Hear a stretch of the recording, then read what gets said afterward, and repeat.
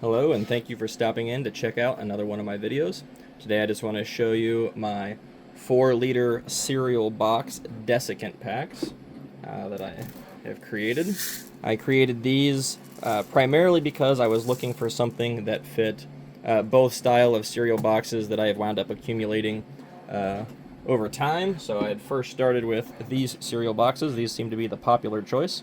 And then I recently have found this style. I think this is the Pracky style, I think is what they call this. This style was a lot more popular and a little bit cheaper now. And so I wanted to be able to have a universal option that fit both styles of 4-liter cereal boxes to store my filament. And I also wanted something that didn't have a ton of retracts and something that would be that would have a high capacity and also had the option to add bearings, but didn't necessarily need to be part of the design. And I also wanted something that was very easy to fill and empty. And lastly, I was really hoping for something, a lot of these designs, the hygrometer that you see, they always read the space inside where the desiccant is, and that's just not the most accurate way to design something. And so mine is completely isolated. You can see that it reads through this top chamber, completely isolated from the rest of the desiccant chamber.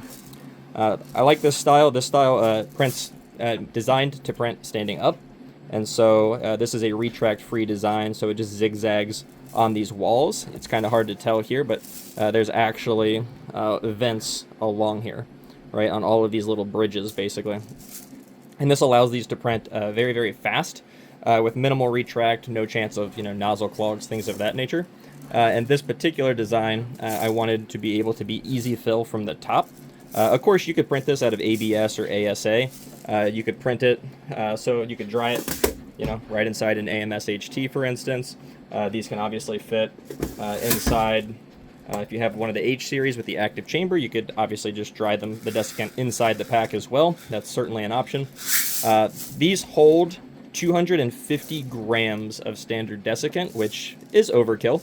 That will allow you to open and close a 4-liter cereal box literally thousands of times before the desiccant gets saturated. So don't feel like you have to fill them up all the way, but I wanted the option just in case you live in a super humid environment and you never really want to have to switch out the desiccant. You can do that as well. To remove the lid, it's really easy. You just lift up this little flap and then it just slides right over. Okay, and it is a locked design, so the lid's not going to just pop off randomly. And then you can kind of see here how that venting works. You can kind of see through the camera there. And then you can see right now I only have desiccant until about where these axles are. But this is how much I choose to use. And then it just snaps right back on. And that's a nice positive catch, so it's not going to just slide off. So, in terms of the hygrometer, it is just a press fit design, nothing fancy. Obviously you have a contact patch there. Most of the time you can get away without printing with a brim, depending on your settings and everything. I don't have any issues printing without a brim, but you could choose to print a brim. In those cases, the brim will pop off really nice and easy. Just snaps right in place. In terms of the bearings, this is the design I came up with. Super simple design. These print flat. By printing it flat, again, I always like to explain why I design things the way that I do. That allows these clips, the layer lines go, this direction, obviously, and that allows these clips to remain flexible and pliable without any chance of breaking along a layer line. So a lot of people would just print this standing up as an example, and that is not the ideal way to print this. So you just design it from the outset to be printable. So you have a little flat spot on it. That is completely inconsequential. So once you slide the bearing in there, obviously it's still over half of the diameter, and so it stays put, it doesn't move. And then you can design it to where when it clips in, just clips in this way, pops, press fit in, and then obviously the pressure is going to be not up against that flat spot anyway. So it's kind of, it is truly inconsequential to the design. I ended up with a design like this because this is, one, extremely easy to print. It's very forgiving with clearances. Some people call it tolerances, but it's really forgiving with that. And so you don't have any issues with that. It doesn't have to be a perfectly calibrated filament. It doesn't have to be a perfectly calibrated printer. You'll still get a functional part that works well. And so you can just pop these on if you want. Again, you don't have to. You don't have to use the bearings. If you don't really choose to ever feed from the unit, you can obviously save the bearings, but it just uses standard 608 bearings, so very, very common bearings. And then the spool obviously just sits on it just like that. Right. Show you how it fits inside the box, so pretty easy. It's a pretty good fit. You can just slide it right down in there, right, or drop it down, right? So it fits just fine there. You can read it from the front, obviously. To get it out, I just like to just reach inside and just lift it right out. Show you that it fits in these other style boxes as well. So there you go.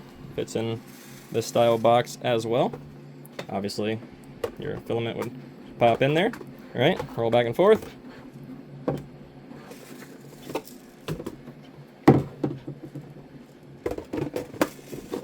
Show you here. And that still allows plenty of room. Oh, there you go. Plenty of room at the top where your lid will go. So anyway, that is basically it. You can fit, since it is designed to print standing up, you obviously can print a whole bunch of them on a single build plate. Probably more than you would need, certainly more than a whole roll of filament. These are designed to print, right now I'm getting, it's about 70, maybe 80 grams of filament, including the axles and the door. So it's pretty lightweight in terms of filament usage. It's also fairly fast. It prints in about 3.5 hours. I'll have to see what the bamboo filaments print at.